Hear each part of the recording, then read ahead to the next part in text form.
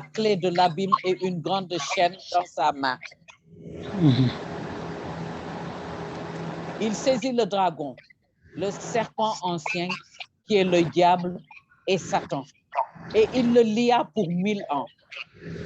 Il le jeta dans l'abîme, ferma et scella l'entrée au-dessus de lui, afin qu'il ne séduisît plus les nations, jusqu'à ce que les 1000 ans fussent accomplis.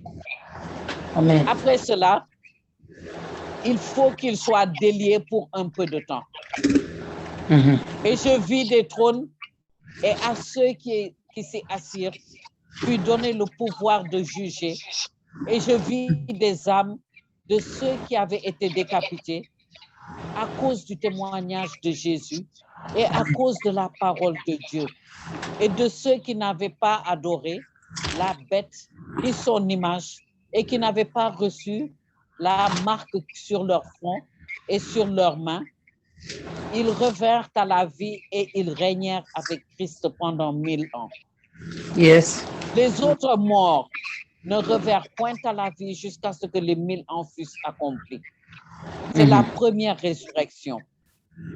Heureux et saints ceux qui ont part à la première résurrection. La seconde mort n'a point de pouvoir sur eux, mais ils seront sacrificateurs de Dieu et de Christ, et ils régneront avec lui pendant 1000 ans. Amen. Quand les 1000 ans seront accomplis, Satan sera relâché de sa prison et il sortira pour séduire les nations qui sont aux quatre coins de la terre, Gog et Magog, afin de les rassembler pour la guerre. Leur nombre est comme le sable de la mer. Amen. Et ils montèrent sur la surface de la terre et ils investirent le camp des saints et la ville bien-aimée, mais un feu descendit du ciel et les dévora. Et le diable qui les séduisit fut jeté dans l'étang de feu et de soufre où sont la bête et le faux prophète, et ils seront tourmentés jour et nuit au siècle des siècles. Amen. Amen. Amen. Amen. Amen. Amen. Soyez tous bénis au nom de Jésus. Au nom de Jésus-Christ. Amen. Amen. Donc, on va continuer notre explication. Que l'Esprit de Dieu nous guide. On va continuer à partir du verset 5 et 6. Et je vous avais dit qu'il y avait quelque chose un peu difficile à comprendre entre le verset 5 et 6, parce que c'est comme s'il y avait des oppositions. Et le verset 5 dit, au nom de Jésus, les autres morts ne reviennent point à la vie jusqu'à ce que les 1000 ans soient accomplis. C'est la première résurrection. Et le verset 6 dit, heureux et saints ceux qui ont part à la première résurrection. La seconde mort n'a point de pouvoir sur eux, mais ils seront sacrificateurs de Dieu et de Christ, et ils régneront avec lui pendant 1000 ans. Et on s'est arrêté à un endroit où on essayait d'expliquer que si on dit que c'est 1000 ans, ceux qui sont ressuscités là, c'est la première résurrection, et que la première résurrection, ce sont les saints. Donc on suppose que ces saints-là étaient là en train de diriger déjà avec Jésus pendant les 1000 ans, n'est-ce pas? On dit qu'ils seront déjà en train de diriger pendant les 1000 ans. Pourtant, le même verset va dire que ces gens-là, ils vont revenir, comment on appelle ça? Ils ne vont pas ressusciter. Ah, ils ont dit qu'ils vont régner avec lui pendant les 1000 ans. Cependant, on a dit qu'ils ne sont plus revenus à la vie jusqu'à après les 1000 ans. Alors que normalement, ce n'est pas possible.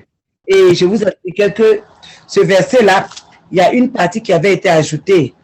Et que quand on enlevait la partie qui a été ajoutée, on voit qu'il n'y a pas de problème, il n'y a pas de sens. Il y a plutôt du sens, un sens.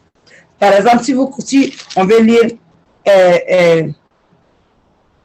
le verset 4 au verset 6, en laissant tomber la première partie du verset 5, on verra qu'il n'y a pas de problème. Et c'est exactement cette partie-là que, comment on appelle ça, qui avait été ajoutée. Et donc, je vais lire, vous allez voir, ça va dire, au nom de Jésus. Et je vis des trônes, et à ceux qui s'y assirent fut donné le pouvoir de juger. Et je vis les âmes de ceux qui avaient été décapités à cause du témoignage de Jésus et à cause de la parole de Dieu. et de ceux qui n'avaient pas adoré la bête ni son image et qui n'avaient pas reçu la marque sur leur front ni sur leurs mains. Ils reviennent à la vie et ils régnaient avec Christ pendant 1000 ans. Vous avez vu, ils sont revenus à la vie et ils vont régner avec Christ pendant 1000 ans. Maintenant, on laisse tomber la première partie du verset 5 et on va dire, c'est la première résurrection. Ils viennent d'arriver à la vie et ils vont régner avec Jésus pendant 1000 ans. Donc maintenant, c'est ça qui est la première résurrection. Et maintenant, on continue verset 6 qui va dire, heureux et saints ceux qui ont part à la première résurrection. Tu vois, non? La mort, la seconde mort n'a point de pouvoir sur eux, mais ils seront sacrificateurs de Dieu et de Christ et ils régneront avec lui pendant 1000 ans. Vous voyez? Maintenant, ça a un sens. Vous comprenez ce que je voulais dire? Oui, c'est les deux premières phrases du verset 5 qui amènent la confusion. C'est la première, c'est une seule phrase. C'est ça qui amène la confusion. Yes, c'est ça. C'est ça. Donc, je crois que ce qui est important vraiment à retenir, que ce verset-là soit là ou pas. Vraiment, ceux qui ont ajouté là, quelle que soit la raison pour laquelle ils ont fait, si c'est une ruse, ça ne peut pas nous faire tomber. Parce qu'en lisant, en organisant et en lisant, c'est toujours cohérent. Parce que ce qui est important à retenir ici, c'est que tous ceux qui sont morts en Christ depuis le début du ministère de Jésus-Christ jusqu'à la grande tribulation, sans exception aucune, tous ces gens-là, ils vont régner avec Jésus dans le royaume millénaire. Je crois que c'est ça qui est plus important à retenir, n'est-ce pas? Bon, maintenant, on va aller sur le verset 7. Le verset 7, il est dit, je lis au nom de Jésus-Christ. Amen. Quand les 1000 ans seront accomplis, Satan sera relâché de sa prison et il sortira pour séduire les nations. Non, ça c'est le verset que tu es en train de lire. Le verset 7? C'est le verset 7. Oui. C'est le verset 7 seulement. Il faut relire, s'il te plaît. Je lis au nom de Jésus-Christ. Quand Amen. les 1000 ans seront accomplis, Satan sera relâché de sa prison. Voilà. Amen. Amen. Donc, on voit ici que le monde est sous le règne de Jésus-Christ lui-même pendant cette période. Et c'est vrai qu'en cette période, Jésus sera en train de diriger avec un sceptre de fer, comme le Somme 2 l'a dit. Maintenant, qu'est-ce qui va se passer pour que Dieu permette encore à Satan d'être encore en relâche? Parce que c'est comme si tout était bien pendant cette période. Pourquoi relâcher encore Satan? Maintenant, qu'est-ce qu'on pourrait même se demander? Pourquoi on va le relâcher encore? C'est ça. Et qu'est-ce que les héritiers et puis Jésus, qu'est-ce qu'ils ont pu faire pour qu'on puisse relâcher ceux-là? Maintenant, qu'est-ce qu'ils ont fait maintenant pendant ces 1000 ans? C'est ce qu'on doit chercher. La Bible, ici, là où on est là, ça ne dit rien par rapport à ce que Jésus a accompli pendant ces 1000 ans. Mais quand on va dans Ézéchiel et dans d'autres versets bibliques, on va voir la justice qu'ils ont établie. Mais je ne vais pas parler de ça maintenant. Dans les notes que j'ai prises à un moment, j'ai bien expliqué ce qu'ils ont pu faire. Et nous, on peut comprendre qu'ils ont dirigé le monde avec justice. Alléluia, ils ont dirigé le monde avec justice. Mais, voilà. Et dans ce verset, dans le reste ici, là, ils n'ont pas donné de détails. Donc, ils nous ont envoyé tout simplement dans le millénium, puisque c'est ce qu'on nous a dit. Alléluia. La Bible nous amène directement au millénium. Donc, on va suivre l'ordre ici que le Seigneur a dit. Maintenant, qu'est-ce que nous, on peut supposer que Jésus et ses héritiers maintenant ont réalisé sur la terre pendant 1000 ans de règne? Qu'est-ce que vous pensez que Jésus et ses héritiers ont pu faire? Ils ont hérité, pas de mal, ils ne peuvent rien faire de mal. Qu'est-ce qu'ils ont fait pendant cette période-là? Moi, à mon avis, selon ma compréhension, je me suis dit que c'est seulement Satan qui avait été enfermé pour 1000 ans. Mais à part Satan, il y avait les grands dirigeants aussi qui étaient là. Parce qu'ils n'ont pas été enfermés. Il n'y a que Satan qui avait été enfermé. Mais ces ministres, les grands là, ils étaient encore sur terre. Mais revenons... Compréhension, hein? Oui, je vois. Mais revenons sur le verset le chapitre 19, versets 20 et 21. Le verset 20 et 21. Oui, 20 et 21. Je lis au nom de Jésus-Christ. Amen. Et la bête fut prise, et avec elle le faux prophète, qui avait fait devant elle les prodiges par lesquels il avait séduit ceux qui avaient pris la marque de la bête et adorent son image. Ils furent tous les deux jetés vivants dans l'étang ardent de feu et de soufre. Et les autres furent tués par l'épée qui sortait de la bouche de celui qui était assis sur le cheval, et tous les oiseaux se rassasièrent de leur chair. Amen. Donc, vous voyez, on avait déjà dit dans ces versets-là que la bête et puis le faux prophète avaient été déjà mis dans l'étang de feu. Et après, on avait dit, mais les autres dont le verset 21 parle, de qui il s'agit? C'est là on avait dit, c'était les grands dirigeants. Les grands prophètes, les grands pasteurs, les grands ministres, les grands présidents, les grands hommes de guerre qui avaient suivi, qui s'étaient laissés séduire par la bête et le prophète, le faux prophète. Donc, eux là, ils n'étaient plus là. Quand Jésus est venu, il est venu maintenant pour installer son propre gouvernement, comme on l'a dit. C'est pour cela que j'ai dit, pourquoi est-ce que Jésus a permis que Satan soit relâché? On va comprendre, hein? Vous allez voir. Alléluia, on va continuer. Amen. Donc, Jésus a accompli, je sais que nous savons que Jésus a accompli beaucoup de bonnes choses. Il a dû faire beaucoup de miracles. Lui et puis, c'est les prophètes. Je parle pas je parle des prêtres et nous qui sommes revenus avec lui. Et ça se voit dans la parole de Dieu. Enfin, pour sauvegarder le temps, on ne va pas rentrer dans tous les miracles que Jésus a fait. Vous savez, il avait réveillé les morts à la vie, il avait guéri toutes sortes de maladies, il a réglé plein de problèmes. Donc, c'est sûr que le même Jésus, quand il va revenir, il va faire la même chose. Surtout qu'il y aura un peuple qui sera confus pendant cette période. Imagine, les présents sont tombés. Ils sont tombés, les ministres sont tombés, tous ceux qui les suivaient là maintenant. Et le peuple qui les a choisis. Il y aura une grande confusion. Ben, il faudra que Jésus et puis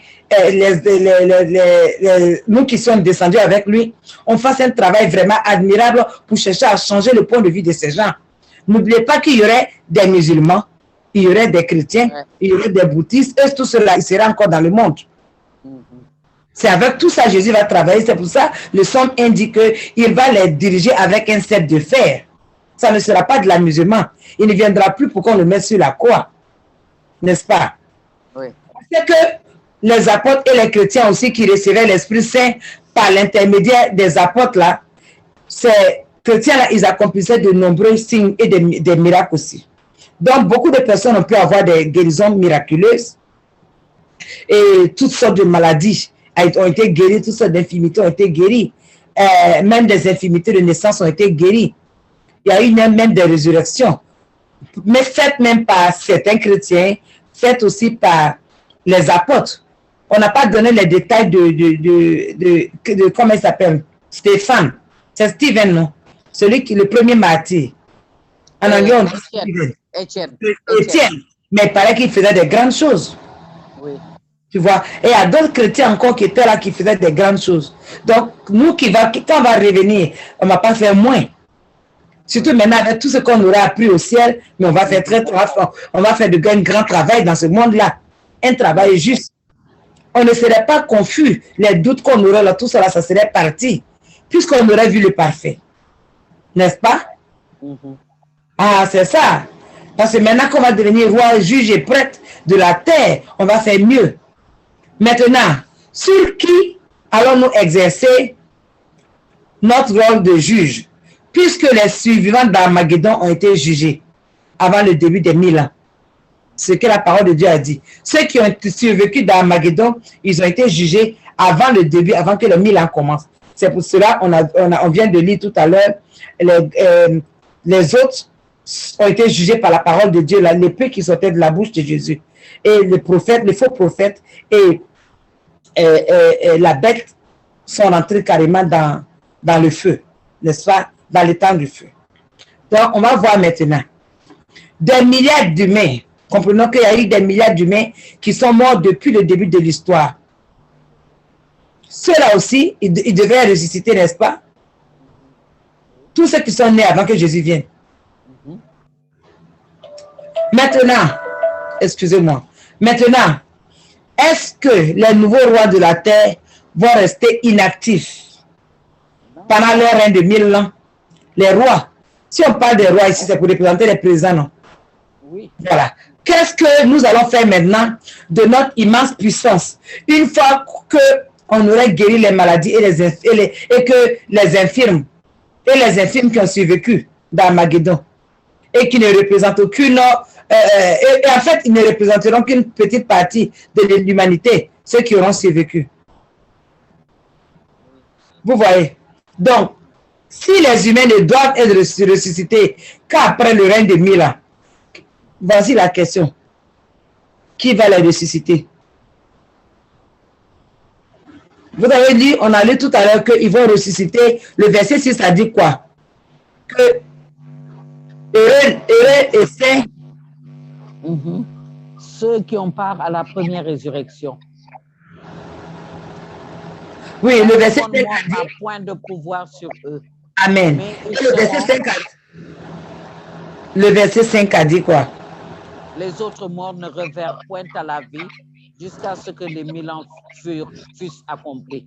Quand c'est fini, ça veut dire que c'est à la fin des 1000 ans qu'il y a d'autres mondes, d'autres encore qui vont venir. Ce sont les questions actuellement vraiment qu'on se pose. Ah bon? Donc je disais, si les humains ne doivent être ressuscités qu'après le règne de 1000 ans, après le règne de 1000 ans, qui va les ressusciter? La Bible n'a pas dit ça. Mais je sais qu'après le 1000 ans, la Bible n'a pas dit non plus que Jésus ne sera plus là. Donc c'est possible que ce soit nous qui allons les ressusciter. C'est possible que ce soit Jésus qui va les ressusciter. Une autre question. Pourquoi est-ce que Jésus et ses 144 000 cohortés pourquoi ils n'ont pas utilisé maintenant leur don de résurrection et leur puissance colossale pendant qu'ils étaient prêtres, juges et rois? Puisque le travail était immense pendant ce moment. Pourquoi attendre à la fin des 1000 ans pour qu'ils soient ressuscités, alors que pendant 1000 ans, on a régné? Vous voyez la question? Oui, vraiment. J'espère que vous comprenez. Ce sont des questions. Hein? Moi, je t'écoute. Ça trouble. Voilà. Ce sont des questions. Vous voyez? Mais Jésus seul connaît tout. Jésus a voulu que la Bible soit ainsi. Il sait pourquoi. Vous voyez? Maintenant, autre chose. Est-ce qu'on pourrait parler de justice si on jugeait les morts sur leurs actions passées, alors qu'ils ont très probablement vécu dans l'ignorance totale du véritable enseignement divin? Les morts qui sont morts avant Jésus, ils ne connaissaient pas l'enseignement de Jésus. Sur quoi on va les juger? Moi, j'ai la réponse à cela. Ce n'est pas sur leurs actes. Jésus est parti leur enseigner déjà. Quand Jésus est mort, il est parti en enseigner. C'était pourquoi il est parti les enseigner. Donc, ces gens-là, cette question-là, c'est à Trabnigo. Donc, on pourra les juger sur ce que le Seigneur leur a appris quand ils vont venir à la vie maintenant. Plus on a dit qu'ils vont ressusciter encore. Ce qui signifie même que les pharisiens et eux qui étaient morts depuis longtemps, ceux qui n'avaient pas voulu croire à Jésus, ils vont ressusciter. Donc, ils vont ressusciter pour maintenant venir pratiquer ce qu'on leur a enseigné. Yes. Yes. Yes. Yes.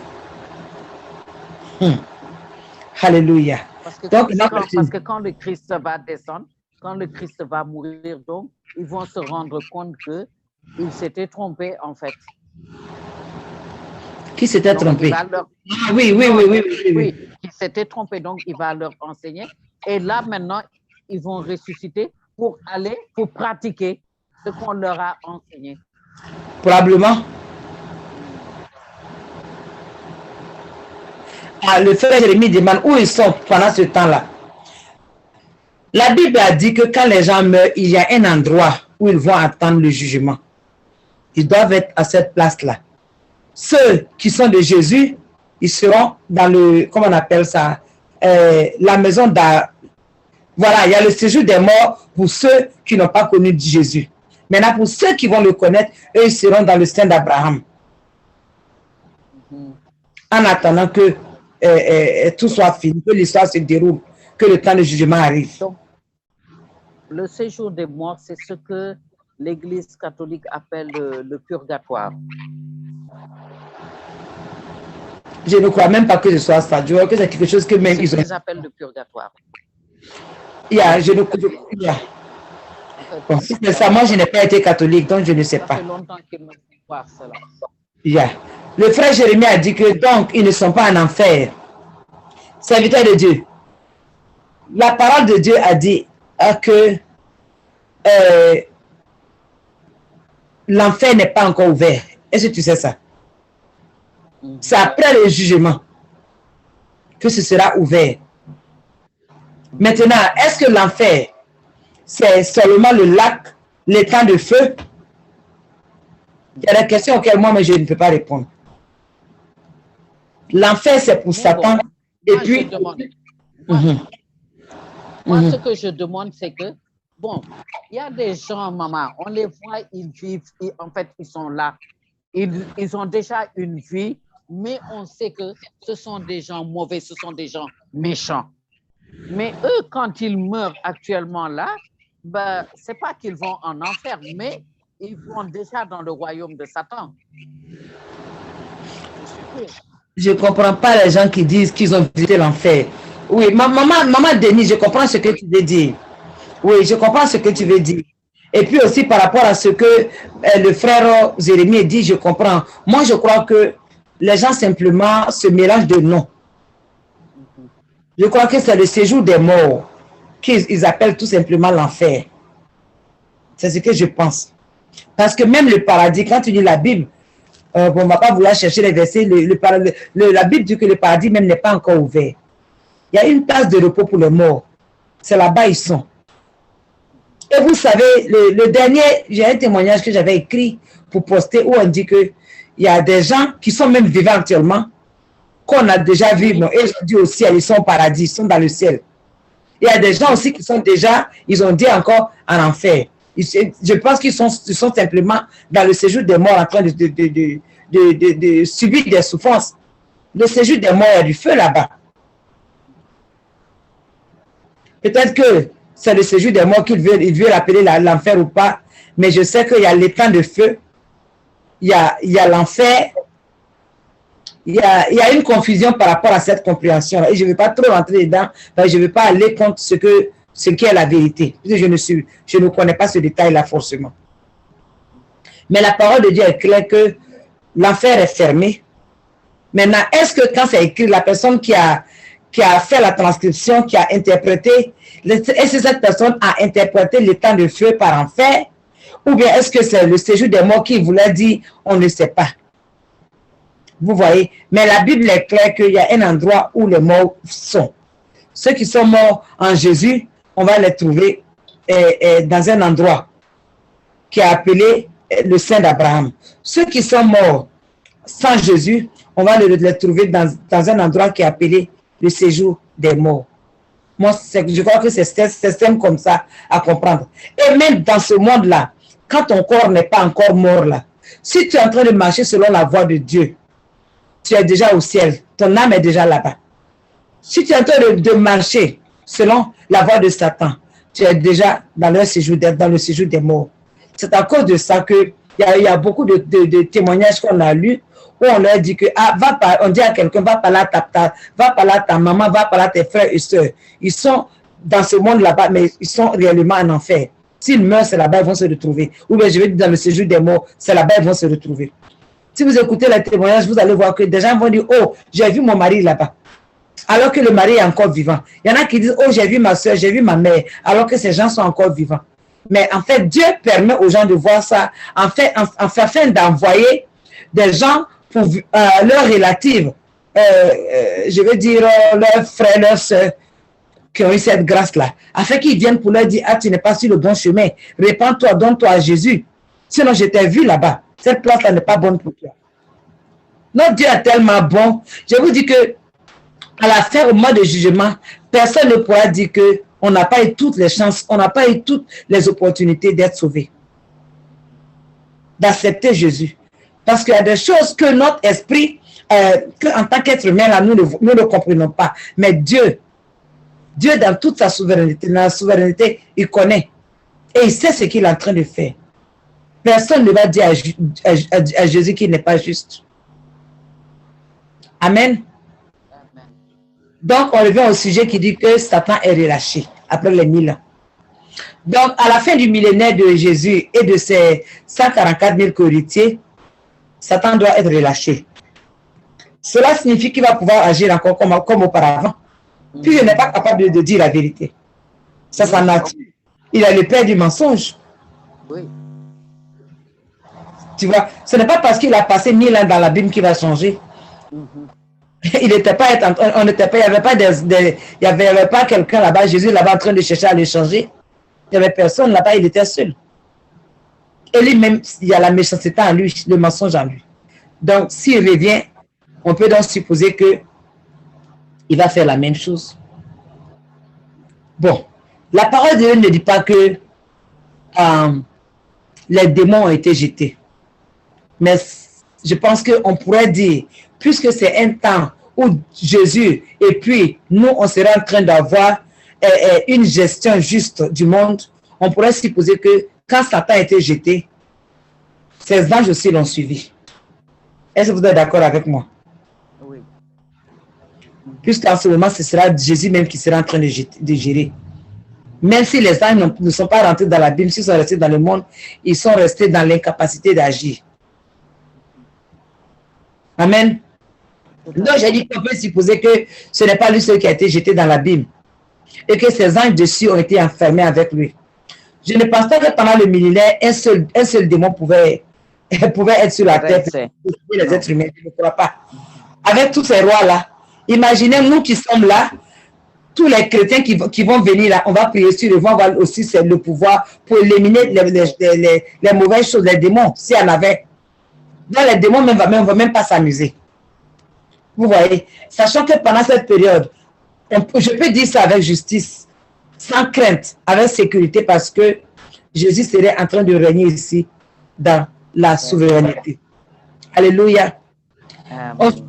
Je suppose seulement que pendant ces 1000 ans aussi, même si les anges dessus n'avaient pas été jetés dans l'abîme, comme je l'ai dit, ils seraient incapables d'influencer les hommes. Parce que tout comme en présence de Jésus, tous les démons cherchaient à fuir. On peut déduire aussi qu'aucun démon ne pourrait être actif pendant le règne millénaire. On pourrait dire donc qu'il y aurait une soudaine délivrance massive dans tous les pays du monde. N'est-ce pas? Il va y avoir des délivrances et des délivrances massivement. Et vous voyez, c'est ce qui est en train de commencer doucement déjà. Vous voyez comment maintenant les démons se manifestent facilement dans les églises, dans les maisons, un peu partout. Et Dieu suscite ses enfants de ne pas avoir peur, de pouvoir simplement mettre la main et puis dire le nom de Jésus, puis les démons là s'en vont. Dans ce monde, on a commencé à voir ça beaucoup. Les années passées, ce n'était pas aussi nombreux. Ce n'était pas aussi populaire de voir les démons qui parlent à travers les gens. Est-ce que vous savez ça? C'est soudainement, il y a quelques années, j'ai entendu des témoignages comme ça qui ont dit, et ça va avec la parole de Dieu. Ça dit que Dieu venait d'ouvrir l'abîme pour permettre aux démons de rentrer, pour attaquer, pour maintenant tenter, pas tenter, parce que Jésus ne tente pas quelqu'un, pour tester maintenant les humains. C'est là que ceux qui étaient dans les péchés cachés, ceux-là tout simplement, les démons vont venir à eux. Et ils vont maintenant reconnaître que leur péché là, ce n'était pas bon devant Dieu, et ils vont maintenant se repentir. Donc, il y a eu un temps où l'abîme était fermée. Et après, maintenant, le Seigneur a ouvert. On leur donne encore une chance de se repentir. Alléluia, c'est ça. C'est ça. Donc, si on veut aller même plus profondément, on peut même supposer même que tous ces démons en chair et les anges déchus, ils sont confinés dans leur monde ou leur planète respective. et incapables d'influencer les humains. Ça veut dire que si on ne veut pas dire qu'ils sont rentrés dans la Bible, ils ont été jetés dans la Bible, puisque la Bible n'a pas dit que les autres démons ont été jetés dans la Bible. On peut dire qu'ils se sont retrouvés dans leur planète respective, ils sont restés là-bas et ne pouvaient plus avoir d'accès sur le monde, sur la terre. Parce que Jésus ne régnait pas dans les mondes, comment on appelle ça, qui sont les mondes de Satan, les autres planètes. C'est sur notre planète Jésus est venu régner. C'est là ici seulement qu'il a créé les hommes pour mettre les hommes. Vous voyez ce que je dis? Donc, le monde serait donc dans une paix parfaite pendant 1000 ans. Une paix même que les Nations Unies, les casques bleus, les dirigeants de ce monde, les chefs militaires eux-mêmes, ils n'étaient pas arrivés à établir. N'est-ce pas? Ils n'étaient pas arrivés à établir. Donc, la durée d'une génération humaine, faisons un petit calcul. Ça, c'est ce que j'ai fait la dernière fois. La durée d'une génération humaine correspond généralement au cycle de renouvellement d'une population adulte apte à se reproduire. On dit qu'une génération, c'est environ 25 ans. Vous allez avoir une révélation ici. Une génération, c'est environ 25 ans. Maintenant, faisons les calculs. Si on fait 1000 ans de gestion de Jésus dans le monde, si on divise par les 25 ans, vous savez ce qu'on trouve? 40. 40. Donc, il y a à peu près 40 générations dans 1000 ans. Voyez comment le chiffre 40 est important, a une importance pour Dieu. 40 générations. Il y a 40 générations en 1000 ans. Donc, pendant ces 1000 ans-là, on peut imaginer un très grand nombre de descendants humains qui n'avaient jamais expérimenté la méchanceté de Satan. Combien de personnes? Imagine ceux qui étaient là déjà avant. Disons que si le vieux qui vivait dans le monde au moment où Jésus est venu avait 1000 ans, et que les gens mouraient, non pas 1000 ans, personne n'a jamais atteint 1000 ans. Même celui qui a passé le plus de temps dans le monde n'a pas eu 1000 ans. Mais tu sais là, il a eu tout de 960 et 969, 66 ans, quelque chose comme ça, n'est-ce pas? Donc, ma question serait, est-ce que les gens mourront encore pendant cette période où Jésus lui-même sera en train de diriger? Est-ce que les gens mourront? Normalement, les gens ne doivent pas mourir. C'est ce que je pense. On ne peut pas le dire. Il n'y aura pas de les gens mort. seront encore dans la chair. Les gens n'auraient pas eu encore une Celui chair. qui a vécu, Hein? celui qui a vécu le plus ancien, c'était Adam. Celui qui a vécu le plus ancien, je pense, c'était Adam. 930 Non, ans. c'était Métusséla. Métusséla. Tu vas, on va chercher ça dans la Bible. Non, il faut Il a chercher. vécu plus de 1000 ans. Pas 1000 ans. 960 ans. Ah, tu es en train de dire que Adam a vécu plus de 1000 ans. La Bible n'a pas dit ça. La Bible a dit le nombre d'années que... Non, moins. Non. Non, t'as 930 ans. Il n'a pas fait 1000 ans. Ok, si lui il a fait 930 ans, Il me semble que mais j'ai tu lu sais là, quelque part que c'était à cause du péché même. voilà. Mais tu sais là, lui il a fait plus de 960 ans. Ouais. Il a fait plus de 960 ans. Mais tu sais là, lui il a fait ça. C'est celui qui a vécu le plus longtemps. Je ne pense pas. Je pense que les gens vont mourir. Parce qu'ils auront encore la chair. Leur chair n'aura pas été régénérée. Leur chair ne serait pas comme nous quand on va descendre. C'est nous qui n'allons plus mourir. Parce qu'on aurait eu un corps qui est immortel, un corps qui n'est pas corrompable. Leur chair va mourir. C'est possible que ça meure parce que... Pourquoi est-ce que Jésus a permis que Satan sorte?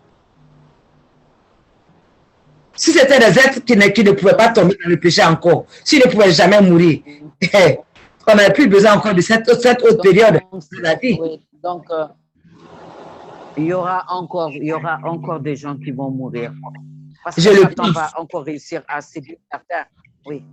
Yes. Donc, dès que Satan est là, c'est qu'il y aura le péché. Voilà. Voilà.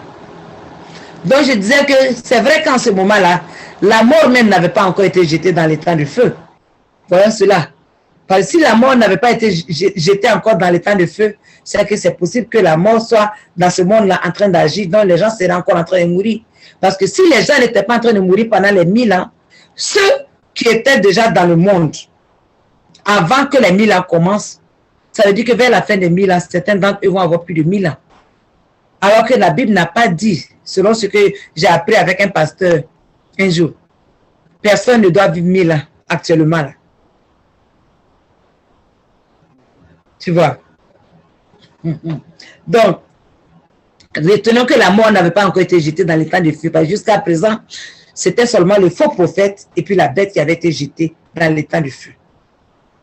Maintenant, si on considère que la mort est un démon, si on considère que la mort c'est un ange, c'est bien l'ange de la mort, si on considère que l'ange de la mort est venu, existait, on doit donc savoir que, comme il s'appelle l'ange de la mort, qu'est-ce que l'ange de la mort fait? Quel est son travail? Quelle est sa nature? C'est de tuer. Vous comprenez le raisonnement? C'est comme on dit, Jésus sauve. Il est le sauveur. Le sauveur fait quoi? Le sauveur sauve. De la même façon, la mort tue. Donc, partout le sauveur est, il sera en train de sauver. Partout la mort sera en train de sauver, de tuer. Et comme on vient de le voir, la mort n'avait pas encore été jetée dans les temps de feu. Donc, la mort était active pendant cette période, même pendant la période de 1000 ans. C'est nous qui ne pouvions pas mourir. Parce que nous avions eu un corps immortel. Parce qu'on était déjà mort, on était déjà parti au ciel et puis on est déjà revenu. Maintenant, une autre question au cas où. Maintenant, si la mort n'est pas un démon, en fait, je ne crois pas que ce soit un démon, en fait. Pourquoi est-ce que Jésus va permettre encore que des gens meurent pendant son règne? Alors que lui, il est la résurrection et la vie. Il y a beaucoup de questions, mes frères et sœurs. Pourquoi cela a été permis? Puisqu'il est la résurrection et la vie. Voilà. Et au moment où il vivait, il ne permettait pas que quelqu'un meure. Enfin, des gens mouraient. C'est sûr que des gens mouraient. Mais partout où il se présentait, il les amenait à la vie. Vous pensez que pendant cette période-là, quelqu'un serait malade dans sa famille. Et puis, même ceux qui sont là, même s'ils n'avaient pas accepté Jésus, et puis ils apprennent que quelqu'un est mort. Et ils savent que les enfants de Jésus, les nouveaux rois, là, ressuscitent tout le temps les gens. Pensez-vous pas qu'ils vont courir pour aller voir ces rois-là pour leur redonner la vie, de donner la vie à leurs parents qui sont morts? Oui. Ah.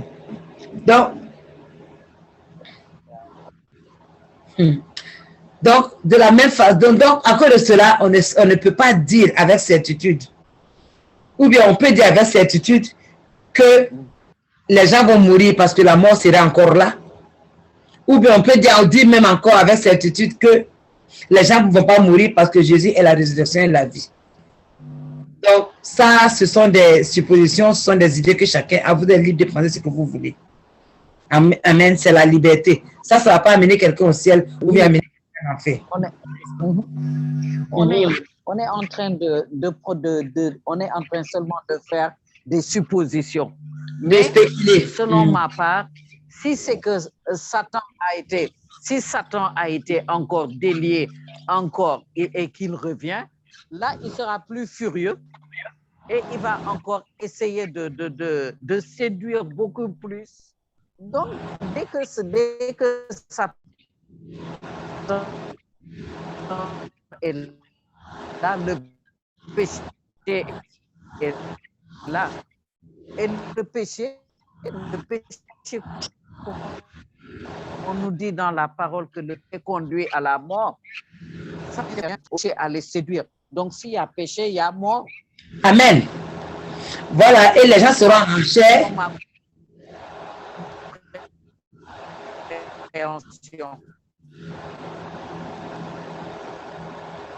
Ça veut dire qu'il y aura encore la chair. Les gens seront encore la chair, la mort serait là.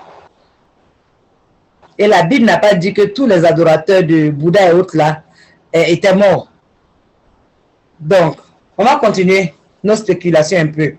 Peut-être que ceux qui auraient choisi de rester rebelles, peut-être que ceux qui auraient choisi de rester rebelles auront des morts parmi leurs descendants, n'est-ce pas?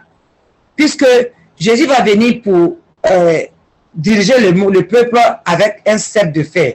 Ça veut dire qu'il y aura des rebelles. C'est pour cela qu'on parle de sceptre de fer, n'est-ce pas? Maintenant, dites-moi, qui va accepter la mort de ses amis, de sa famille ou bien de ses descendants, dans un monde où il y a des chrétiens, chez qui il n'y aurait pas de mort? Qui va accepter cela? Je pense que beaucoup de personnes vont courir pour devenir chrétiens, afin de pouvoir jouir de cette vie sans mort.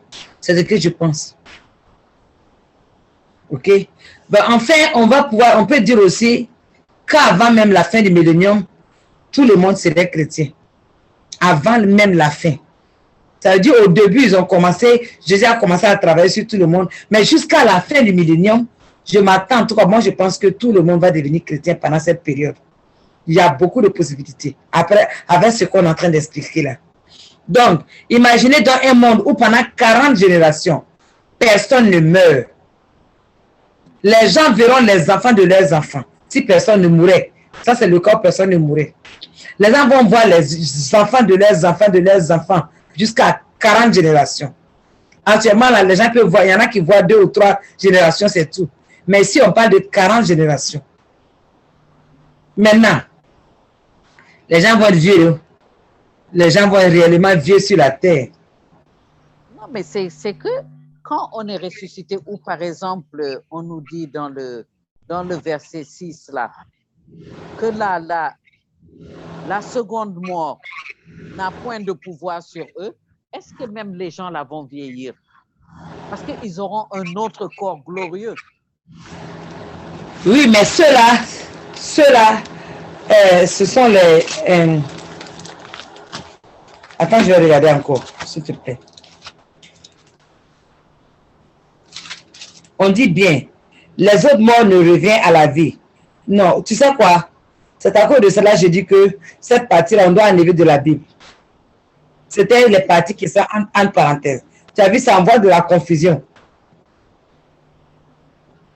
Ça envoie réellement beaucoup de confusion. Parce que, en fait, ce dont cette partie parle là, c'est seulement nous.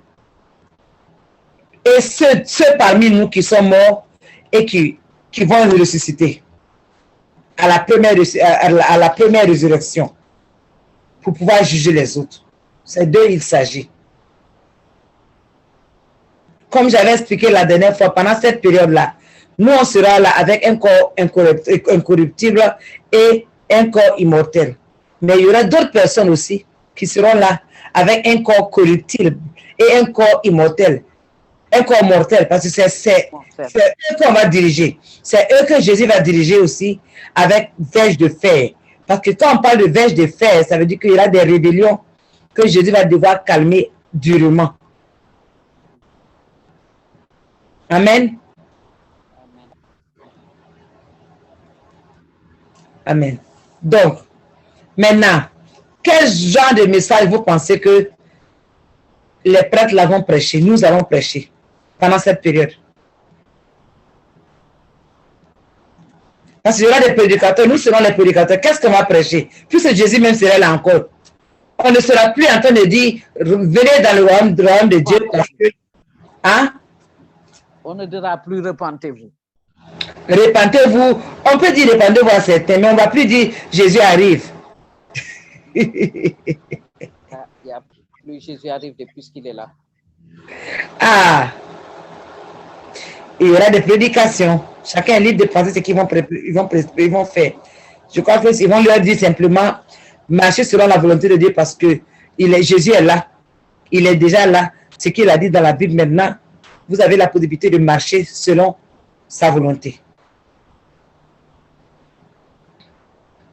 Et ils seront aussi en train, dans le monde entier, en train de chercher à faire que tout le monde devienne des disciples de Jésus. Ça aussi, c'est vrai. Puisqu'il y aura des gens qui n'étaient pas les disciples de Jésus. Donc, il y aura des prédications parce que parmi nous, il y aura des prêtres. Rappelez-vous aussi que la Bible dit que pendant cette période-là, les sacrifices dans le temple seront rétablis. Ça veut dire la loi. Les sacrifices seront seront rétablis et ce sera fait maintenant de la bonne façon. Il n'y aura rien d'ajouté. Les pharisiens ne seraient pas là pour ajouter quoi que ce soit dessus. Maintenant, ce sera fait exactement comme Dieu l'avait prévu. Les sacrifices seraient revenus. Et la Bible dit, je crois dans Ézéchiel, que le prince, roi David, sera de retour. C'est une affaire, hein, quand vous lisez ça là, que Dieu nous aide à comprendre qu'on ne pas faire d'erreur. Nous, on est en train d'apprendre ça simplement pour nous préparer, pour que lorsque le Seigneur vienne, on puisse partir. Parce que toutes ces choses-là, ce serait quand nous, on ne serait pas là. Rappelez-vous cela. Donc, les messages pour moi, les messages prêchés probablement vont être demeurez vigilants et persévérer dans votre foi. Lisez la Bible tous les jours et continuez à grandir dans la foi. Ne voyez pas cette vie comme acquise, car Satan, votre ennemi, que beaucoup parmi vous n'avez pas connu, est le point d'être relâché. Est sur le point d'être relâché. Ils vont dire aux gens, oui, vous vivez bien actuellement, mais n'oubliez pas que la Bible est là. N'oubliez pas que Jésus même est là. Vous devez marcher selon cette volonté, parce que si vous ne le faites pas, Satan va relâcher bientôt. Puisqu'ils auront lu la Bible, et ils sauront que Satan va relâcher. Donc quand ils vont prêcher, ils vont dire, ah, faites attention, soyez sérieux, soyez vigilants dans votre foi, ne tombez pas dans le péché. Vous qui vous êtes donné à Jésus, donnez-vous à Jésus, parce que Satan va venir. Cette fois-ci, ce ne sera plus Jésus qui va venir. Satan va venir. Et il sera bien fâché. Et il sera très bien, maman. Très bien. On comprend, non?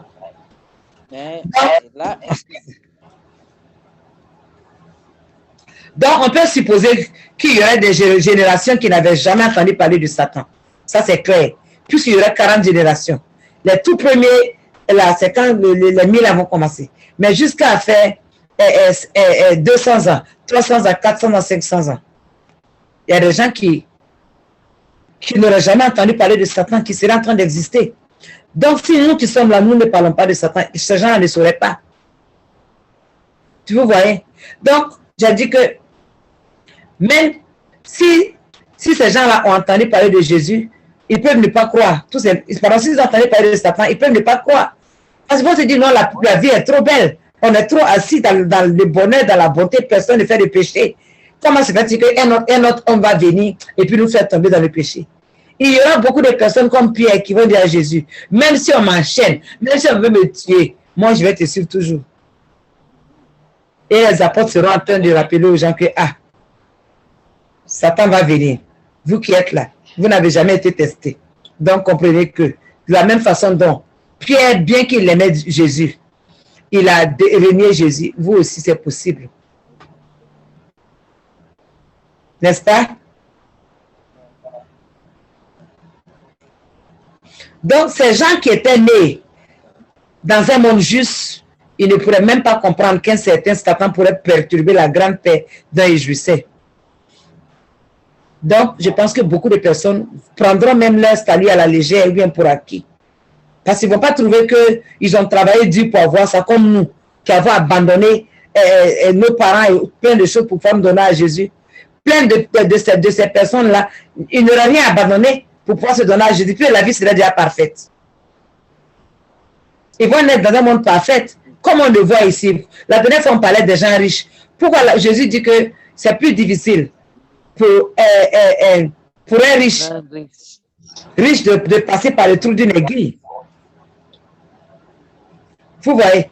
Parce que, et c'est ce qui va se passer, parce que les gens seraient remplis d'abondance, de bonnes choses. C'est la supposition, hein, par rapport au fait qu'on sait que ce sera un règne parfait de Jésus-Christ lui-même. Vous voyez? Donc pendant ce moment-là, le temple de Jérusalem sera reconstruit et les sacrifices de l'Ancien Testament seront restaurés. Ce que Dieu avait ordonné depuis le début des temps à ses prophètes et qui n'avait jamais été fait avec perfection, les prêtres, les rois et les sacrificateurs, c'est-à-dire nous, on va accomplir cela. Parce que plus on sera revenu pour vivre, on sera en train d'accomplir cela. Donc, si vous voulez, on peut regarder, mais je crois que vous pouvez le faire après. Je vous donne les versets bibliques. Ceux qui auront la possibilité pour voir quelles étaient responsabilités des sacrificateurs dans l'Ancien Testament. Leurs responsabilités en avaient 4. Numéro 1, c'était de garder ou de préserver la loi de l'Éternel. Vous pouvez trouver ça dans Malachie 2, verset 7, dans Néhémie 18, verset 18. Malachie 2, verset 7, Néhémie 18, verset 18. Ça va vous donner les responsabilités des sacrificateurs qui étaient là dans l'Ancien Testament, que nous allons devenir pendant les 1000 ans. Donc, c'est ce qu'on sera en train de faire. On va préserver maintenant la loi de l'Éternel et puis m'amener le monde à vivre selon la loi. Parce que la loi que Dieu a donnée n'est pas compliquée. C'est nous qui avons compliqué cela. Maintenant, la deuxième partie, c'est que les sacrificateurs seront là pour enseigner et expliquer la loi de Dieu. Enseigner et puis expliquer la loi de Dieu. On va trouver ça dans Deutéronome 33, verset 10, dans Lévitique 10, verset 11, dans Esdra, Deutéronome 33, verset 10, dans Lévitique 10, verset 11, dans Esdra 7, verset 10, dans Néhémie 8, verset 7. Numéro 3, leur responsabilité, la responsabilité des sacrificateurs. Vivre par la parole de Dieu. Vous voyez, on va trouver ça dans Deutéronome 8, verset 3, Matthieu 4, verset 4, Luc 4, verset 4. Comme on le sait, ces sacrificateurs-là, ils n'avaient pas été capables de vivre selon la parole de Dieu. Ils disaient aux gens de vivre selon la parole de Dieu alors qu'eux-mêmes, ils ne vivaient pas. On connaît les sacrificateurs, les pharisiens et autres. Mais, en ce moment-là, nous, on serait capable de vivre parfaitement selon la parole de Dieu. Numéro 4 serait de juger par la loi. C'est par la loi les gens seront jugés, mes frères et sœurs. La loi qu'on a lue dans l'Ancien Testament, là, pendant les 1000 ans, là, c'est par là que les gens seront jugés. C'est pour ça que je crois que la parole de Dieu dit que Jésus va venir juger avec un sceptre de fer. Et on peut trouver ça dans Deutéronome 17, du verset 2 jusqu'à 13. Et dans Deutéronome 21, verset 5. Amen. Donc, tout semble donc bien marcher dans le meilleur des mondes. Et voilà que soudainement, Satan doit relâcher pour peu de temps. On revient encore à ce sujet. Soudainement, il doit relâcher pour peu de temps. Maintenant, la question c'est que, pour quelle raison donc, Jésus va-t-il vouloir interrompre cette paix en libérant Satan de sa prison de 1000 ans, lui permettant donc d'agir à nouveau sur la terre? Quelles sont les raisons? La réponse que moi j'ai trouvée en tout cas, et selon les recherches que j'ai eu à faire, c'est que la réponse est que pour s'assurer de la fidélité de chaque personne, après l'avoir mise à l'épreuve ou encore sous l'influence. Vous voyez, c'est pour voir, c'est pour tester les gens, pour voir est-ce que tous ceux qui sont nés pendant cette période-là, qui ont vécu de l'abondance, est-ce que réellement ils aiment Jésus? Est-ce que réellement c'est des vrais enfants de Dieu? Est-ce que si je les prends après, si le monde devient un paradis, est-ce que cela ne va pas créer un problème comme Satan l'a fait dans le ciel? N'est-ce pas? Donc, Jésus veut être sûr maintenant que les humains qui se sont donnés à lui pendant les 1000 ans de paix sont vrais et sincères dans leur foi. N'oubliez pas que dans l'histoire, les gens meurent et de nouvelles personnes naissent et les peuples oublient Dieu. Savez-vous cela? Vous comprenez? Donc, les fidèles chrétiens composant la grande foule qui vient de la grande tribulation ont démontré leur fidélité à Dieu en refusant de porter allégeance à la bête et à son ombre. Là, c'est nous. Parce que c'est nous, on va montrer notre fidélité à Dieu en refusant de porter allégeance à la bête et à son ombre. Et à son ombre. C'est clair. Maintenant, les nombreux ressuscités se trouvent maintenant sur la terre. Il y a de nombreuses personnes qui ont été ressuscitées qui se trouvent maintenant sur la terre. Eux tous, ils n'ont pas eu l'occasion de démontrer leur fidélité à Dieu, n'est-ce pas? Surtout dans un environnement autre que le paradis terrestre qui existait. Est-ce que vous comprenez ce que je veux dire? Ils n'ont pas connu le péché, ils n'ont pas connu un monde où il y a le péché. Donc, ils n'ont pas eu la possibilité de s'asseoir pour regretter des choses et autres là. Ils n'ont pas été comme nous qui allons dire, Seigneur, c'est toi qui sondes le cœur, les reins, viens sonder mon corps, viens sonder mon rein, et prouve-moi s'il y a quelque chose de mauvais. Ils n'ont pas eu à passer par là. Donc, il faut qu'ils passent par un test, n'est-ce pas? Parce que c'est possible que ces personnes, étant donné qu'ils vivent richement, ils vivent bien, c'est possible que ces personnes-là, ils aient choisi d'autres voies. Si on leur proposait autre chose que la soumission à Dieu, puis ils n'ont pas choisi un Dieu puis quelqu'un d'autre. Ils sont venus simplement, ils ont trouvé Dieu, donc c'est ce qu'ils ont vécu. C'est ce qu'ils ont vécu. Ça me rappelle mes propres enfants. Parce que quand ils me voient, puis ils disaient, hey, avant dans ma vie, je faisais ci, j'ai fait ça, je suis tombé dans tel péché. Aujourd'hui, là, je remercie le Seigneur. Et je vais éduquer mes enfants pour qu'ils ne passent pas par mes erreurs. Maintenant, mes enfants ils sont devenus des chrétiens, ils ont suivi Jésus. Tout simplement parce que ils ont suivi Jésus. Mais mes enfants me disaient, mais nous, on n'a pas d'expérience dans le péché.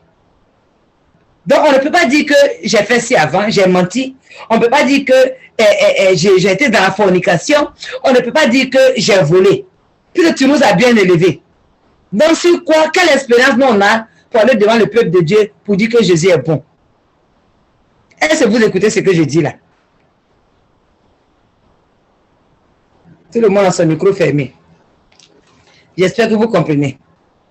Donc, encore, je vais répéter ce que je viens de dire. Non, j'ai compris, maman. À ce moment-là, ils deviennent fragiles. Voilà. Et Jésus, voilà. Donc, comme je l'ai dit, il y aura ce genre de personnes. Et il en est de même pour ceux aussi qui sont nés même pendant ce règne millénaire. Tout comme les ressuscités qui n'avaient pas, qui sont retrouvés dans le nouveau millénaire. Et en même temps, ceux maintenant qui sont nés dans le nouveau millénaire. Une ultime preuve va permettre de s'assurer que tous les humains présents à la surface de la terre sont maintenant réellement des adorateurs de Dieu, de Tout-Puissant. N'est-ce pas? Il va falloir qu'ils passent par là. Donc, en conclusion de ce verset 7, nous, on peut dire que la libération de Satan et ses anges va mettre à l'épreuve les habitants de la terre. Le souverain Seigneur pourra ainsi s'assurer pleinement de la fidélité des humains qui vont bénéficier ensuite de la vie éternelle. Amen. Le chapitre 20 n'explique pas en détail ce que le gouvernement messianique va faire pendant son règne de 1000 ans sur la terre, avant la libération de Satan. Mais comme je vous l'ai dit, en lisant et en étudiant le livre d'Ézéchiel, on va trouver beaucoup de détails là-bas. Alléluia. Que le Seigneur vous bénisse. Je pense qu'on va arrêter aujourd'hui. On a 4 minutes pour finir. Est-ce qu'il y a une question?